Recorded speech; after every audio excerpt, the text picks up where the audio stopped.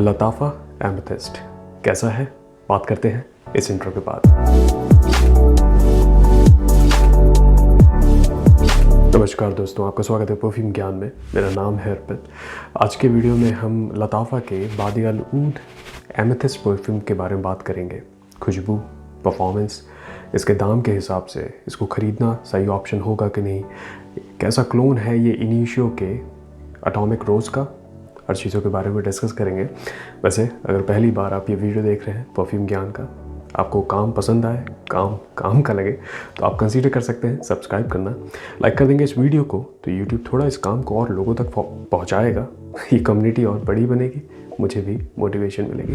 Presentation के बारे में बात करते हैं और कहना चाहता हूँ इस दाम के हिसाब से एक सरस उम्दा प्रेजेंटेशन है। लताफ़ा ने काफ़ी अच्छे से इसके डिब्बे को बनाया है, बॉटल को भी बहुत अच्छे से बनाया है। कड़क हार्ड डिब्बा है, इवन जो फाइबर है ये भी हार्ड है तो क्रैक हो सकता है। और आइडेंटिकल है डिब्बा अगर आप कंपेयर करें ऊद फॉर ग्लोरी, बस कलर डिफरेंस है, ये काला है और ये पर्पल है, थोड़ा टोन है इसका। एक फ़र्क है कहना चाहता हूँ, अंदर जब आप देखेंगे तो ये वैसे तो वेलवेटी मखमल जैसा है, कैविटी बना है जिसमें स्नगल बैठता है इसका बॉटल। बस यहाँ पे देखेंगे तो कट है साइड में इसको निकालने के लिए। ऊद फॉर ग्लोरी के डिब्बे में ऐसा नहीं था, मैं आपको दिखा दूंगा अभी।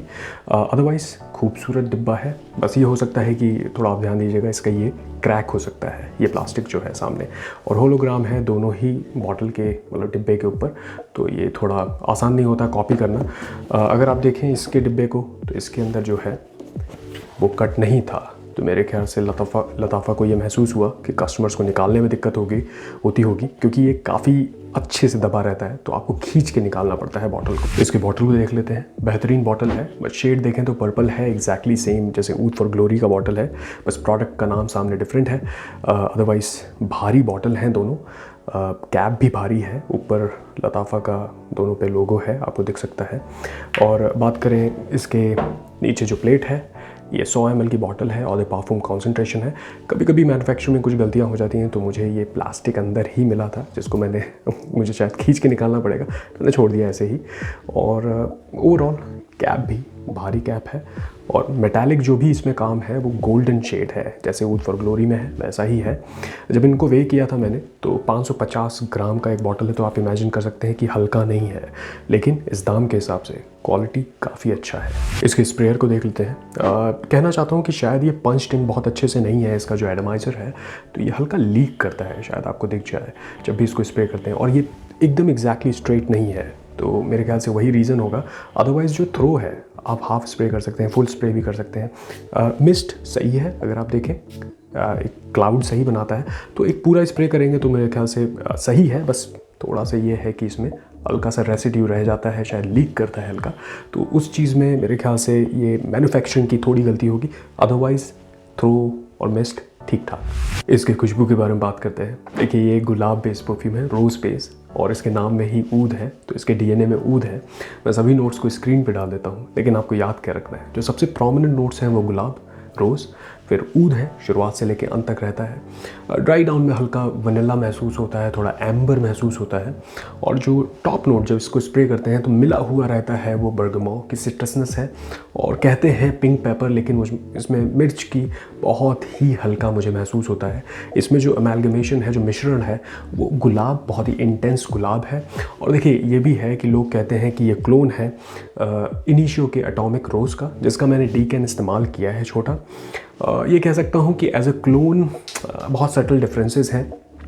फ़र्क अगर मुझे बहुत कुछ शब्दों में बोलना हो तो जो एटॉमिक रोज़ है वो इंटेंस है, लेयर्ड है, और ये भी है कि उसमें स्पार्कलिंग, जैसे ऐसा लगता है कि फ्रेश गुलाब का इस्तेमाल है। और दूसरी तरफ अगर हम इसकी बात करें लताफ़ा के एमेथिस्ट के बारे में, तो इसमें बहुत इंटेंस, बहुत ही ऐसा लगता है शार्प, केमिकल जैसा गुलाब है और सिंथेटिक है। मैं ये कहना चाहता हूँ एक खामी अगर बोलना हो इस परफ्यूम के बारे में तो ये शुरुआत में जब इसको स्प्रे करेंगे तो बहुत सिंथेटिक है, और इसकी जो खुशबू है वो तारी, मतलब बहुत ही स्वीटनेस है इसमें जिस तरीके से वनीला और इवन गुलाब की भी जो एक फ्लोरल एलिमेंट होता है वो है। लेकिन जब पहली बार इसको इस्तेमाल किया मैंने तो मुझे ऐसा लगा कि इनिशियल जो है वो ऐसा लगा पॉप, जब आप सोडा जो होता है और अगर वो ग्रेप का सोडा हो, और इवन हेलोवीन में कैंडीज आती हैं ग्रेप वाली, तो उसमें बहुत सिंथेटिक एक केमिकल फैक्ट्री वाली खुशबू होती है, वो एक्चुअली स्मेल होती है। मैं ये नहीं कहूँगा कि अच्छी बुरी, डिपेंड करता है कि आप उसको कैसे परसीव कर रहे हैं, क्योंकि वही बात है, खुशबू सब्जेक्टिव मैटर है, पसंद आ सकता है नहीं भी। लेकिन अगर फ़र्क की बात करूँ तो इनिशियो के एटॉमिक रोज़ में ऐसा नहीं है, वो लेयर्ड है, उसका ड्राई डाउन भी थोड़ा फ़र्क हो जाता है। यहाँ पे बहुत चेंज नहीं होता, गुलाब टिकता है। और ये भी है कि एटॉमिक रोज़ का जो गुलाब है मुझे थोड़ा फ्रेश लगता है, इसका ऐसा लगता है जैसे सूखे हुए गुलाब की खुशबू है। अब इसमें कहते हैं कि इसमें टर्किश रोज़ का इस्तेमाल है, इसमें बल्गेरियन रोज़ का भी इस्तेमाल है, जैस्मिन का, चमेली का भी इस्तेमाल है, लेकिन शुरुआत में वो एक केमिकल की खुशबू की तरह लगता है। वैसे लताफ़ा ने इस परफ्यूम का एक अच्छा नाम पिक किया है, पर्सनली मुझे लॉजिकल क्रिएटिव लगता है।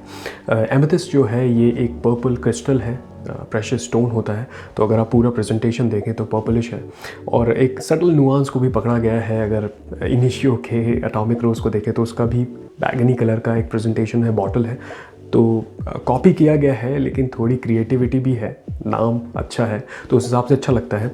और अगर गुलाब के इस्तेमाल का मैं बात करूँ तो काफ़ी परफ्यूम में इस्तेमाल होता है। अब जैसे मस्किनो के टॉय बॉय में इस्तेमाल है, इसमें काफ़ी मेटालिक एक टच है गुलाब का। अगर कार्टियर के ये डिक्लेरेशन दुनसुआर के बारे में बात करूं तो इसमें जो इस्तेमाल है, इसमें एक काफ़ी फ्रेश लगता है, बहुत ही स्ट्रेट फॉरवर्ड उसमें मुझे गुलाब का इस्तेमाल लगता है। मुझे लगता है पर्सनली काफ़ी अच्छे से इस्तेमाल किया गया है। इस परफ्यूम में बहुत ही सिंथेटिक, बहुत ही इंटेंस, कॉम्प्लेक्स इस्तेमाल है। और अगर इसकी खुशबू को मुझे समझाना हो, जब इसको इनिशियली किया मैंने इस्तेमाल करना, तो मुझे ऐसा लगा कि आप इमेजिन करिए कि आप कहीं मूव हो रहे हैं, एक घर से दूसरे घर आप शिफ्ट हो रहे हैं, और आपने एक डिब्बे में इंसेंस स्टिक अगरबत्ती रखी है, थोड़ा गुलाब की खुशबू वाली, और उसमें एक कॉफ सिरप का भी बॉटल है, कांच की बॉटल, और वो टूट जाए तो आप बड़ी कॉम्प्लेक्स सी एक बहुत केमिकल शार्प खुशबू होगी, बहुत सिंथेटिक खुशबू, कुछ वैसा लगता है। इसका ओपनिंग बहुत ही ऐसा है कि आपको इरिटेट भी कर सकता है। अगर आप उसको बहुत करीब स्प्रे करेंगे तो थोड़ा आपको हेडेक, मुझे पर्सनली ऐसा लगा कि मैंने जब इसको, क्योंकि मैं जब इस्तेमाल करता हूँ तो थोड़ा टेस्ट की तरह थोड़ा ज़्यादा स्प्रे करता हूँ, देखता हूँ कि कैसा लग रहा है। तो शुरुआत में मुझे 1 से 1.5 घंटे के बाद थोड़ा सा हेडेक जैसा महसूस हुआ। तो ऐसा हो सकता है आपको, तो आप पहले इसको टेस्ट करिएगा, थोड़ा दूर स्प्रे करिएगा, तो हो सकता है आप इंजॉय करें इसको। ओवरऑल जो खुशबू है, इसका ड्राई डाउन भी है, एक अच्छा इसका मतलब बनावट अच्छी है।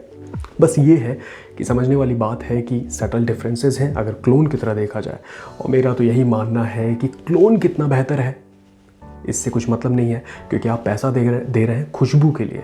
अगर कोई नीश परफ्यूम है, अगर उसका डीएनए ही आपको पर्सनली पसंद ना आए, तो इवन क्लोन खरीदने का कोई मतलब नहीं बनता, क्योंकि आप उसको एंजॉय नहीं करेंगे। ये भी एक नीश टच है। इसमें भी जिस तरीके से ऊद का इस्तेमाल है, इंसेंस का हल्का इस्तेमाल है, वो ऐसा स्मोकी, हल्का गैसोलिन टाइप भी इसका ड्राई डाउन है, मस्की है, हल्की स्वीटनेस है, और गुलाब काफ़ी इंटेंस है। अगर आपको गुलाब नहीं पसंद है तो आप इसको इग्नोर करिएगा, इस परफ्यूम को फिर कंसीडर ना करिए आप।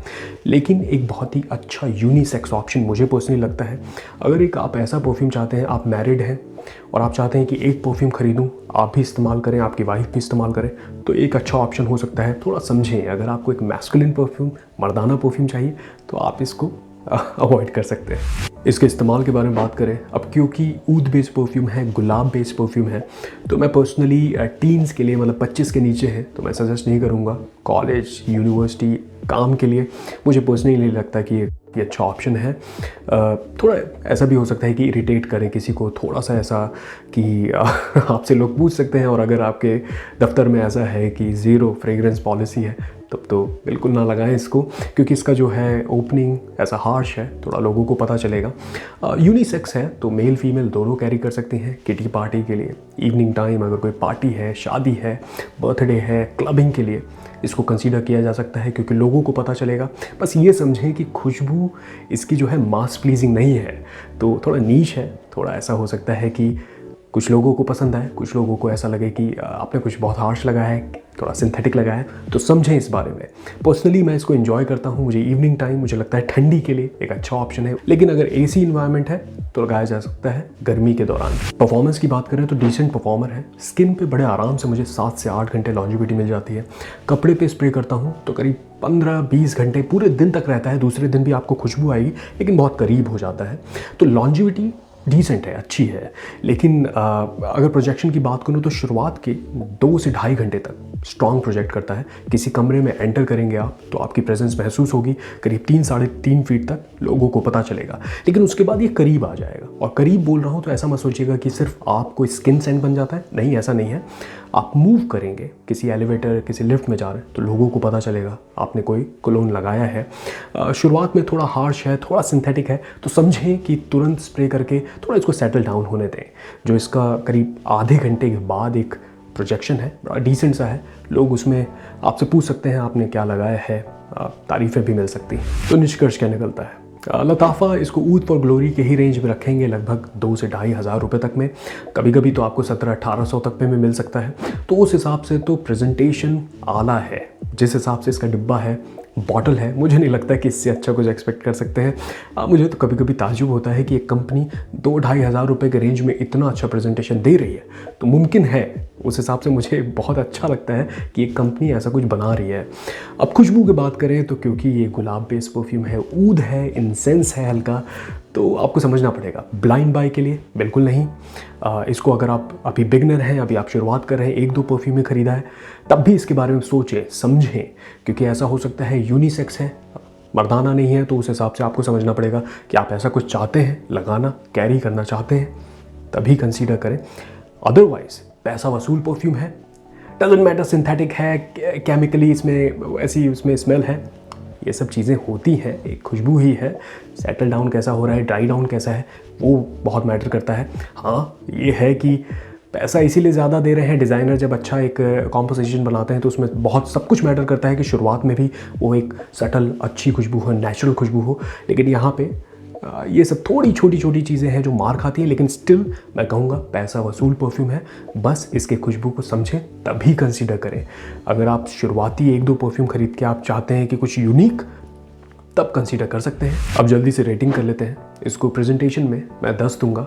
इससे अच्छी प्रेजेंटेशन क्या एक्सपेक्ट करें इस प्राइस रेंज में। इसको खुशबू में मैं 7.5 दूंगा। खुशबू अच्छी है, लेकिन वही जो सिंथेटिक थोड़ा केमिकल जैसी खुशबू है। इसको यूनिकनेस में 9 दूंगा, इवन दो ये कॉपी है इसका डीएनए, लेकिन यूनिक डीएनए है। इसको कॉम्प्लीमेंट फैक्टर में 8 दूंगा। खुशबू ऐसी है कि आधे घंटे के बाद ऐसा हो सकता है कि लोग पूछें, छुटपुट तारीफें भी मिल सकती हैं आपको। इसको परफॉर्मेंस में 8 दूंगा, डिसेंट परफॉर्मर है, पैसा वसूल परफॉर्मेंस लगती है इसकी मुझे। आशा करता हूँ आज का वीडियो आपके काम आए।